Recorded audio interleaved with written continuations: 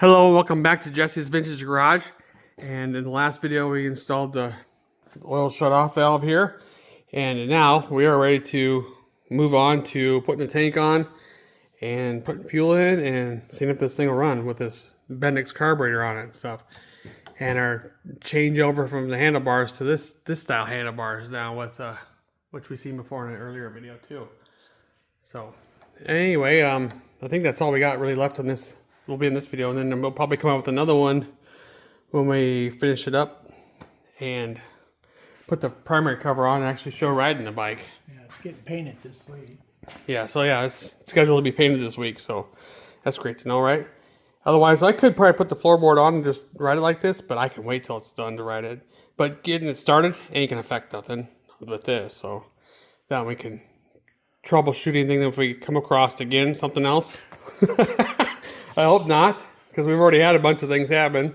And I've been trying to get this done, or we've been trying to get this done since before summer started. So, I mean, well, I wanted to be done in spring. But anyway, well, here we are now, and let's go ahead and get started here. All right, so just to verify again, we're going to check this, this valve out. So right now it's off. So it should read nothing over there. Yep, nothing. Okay, and then up, rotating it like this. It should say 12 or 13, something. Oh, we got to turn keys. Oh, yep. I got to turn the key on, yeah. Turn it back off again. Okay. Duh, the key. Key's got to be on. Yeah, okay. Key's on. All right, it's on off. Now I'm going to move it to on. Yep, 13 on. I'll just look at that just because. Yep, all right. Well, seeing how we're going to start it in this video after we get the tank and stuff on. We don't want to have any surprises. I just want to leave it. I'm going to leave it on. This will be the first thing we do when we go to start this bike. Make sure that's on. But anyway, let's go ahead and put the tank on. It's not going to drain the tank that fast. No, it better not wet sometime soon. We have the tank installed now and fuel line hooked back up. Now we just got to clean it up. It's kind of messy, but now we're going to move on to putting the dash on. All right, so since the changing over the handlebars and stuff, this wire for the horn switch here and our throttle cable is a little bit different now. So we want to make sure that when we go full left and full right, it doesn't bind or get tight. So It don't. So it's still loose both ways, which is great because that means we have full motion and full movement without damaging something. So anyway, we're ready to put fuel in.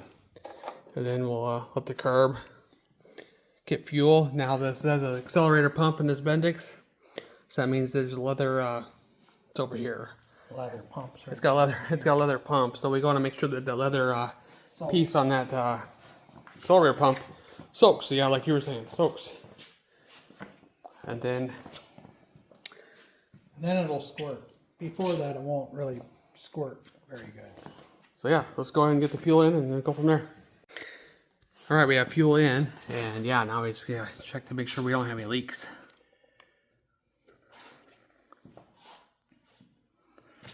Now I'm going to turn the carburetor. I don't know if there's any gas in on this side yet. No, this is dry yet. We got to put gas over here too. Yep. I mean, it will cross over. Eventually, yeah. That's what it's about.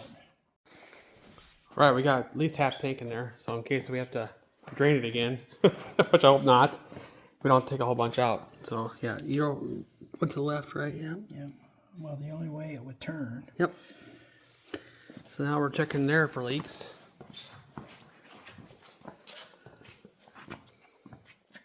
It'd leak right here if we leaked anywhere. Now when I was looking at the crossover over here, it looked like it was wet, but it's not. It's not wet. It's dry. It's dry. Yep. Yep, it's dry. All right. So now we're going to leave it sit for about 10, 15, 20 minutes. And let that accelerator pump get gas in it. Where are you? Accelerator pump's right down here. You see it? Yeah, okay, so this little Brass piece right nozzle. here. Yeah, accelerator pump. Now a little bit of some fuel should come out of there. Yep, look at there. All right, this thing's ready to fire up.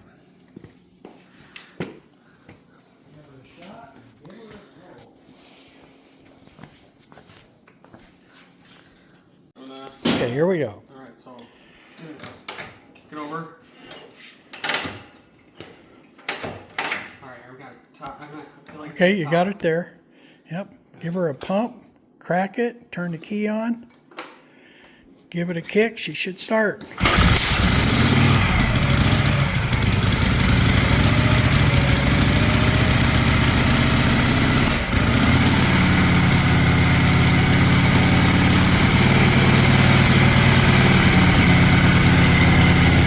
Generator lights off.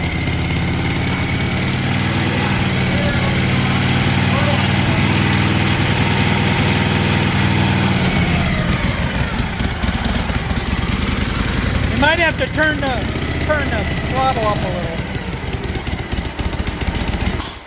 Yeah, we might have to turn the idle up a little. Go ahead, shut her off. Okay, so she started. Yay.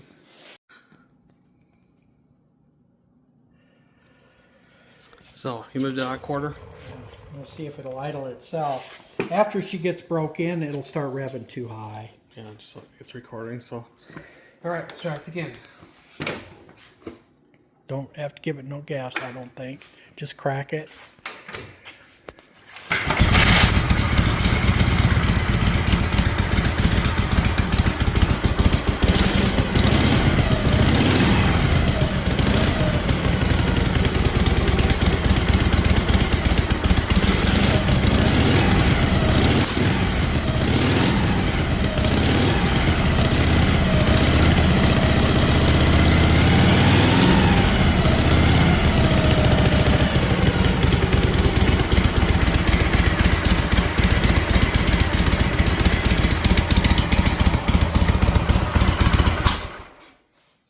Oh, it sneezes a little bit. Yeah, that's okay. We might have to adjust for this motor. We might, because exhaust and everything, we might have to adjust the air screw also. But it was adjusted fine for that because it had open drag pipes. Now this has got full exhaust, and you can tell it, you can hear it. It's different sounding, you know. So Yeah, and that muffler, you can't see through it. So yeah, it's got a little bit of restriction. yeah, it'll have So. Now we could turn that up just a little bit more. Yeah, so I guess It starts real easy. it runs did. real It good. started really easy that second time too. Yeah.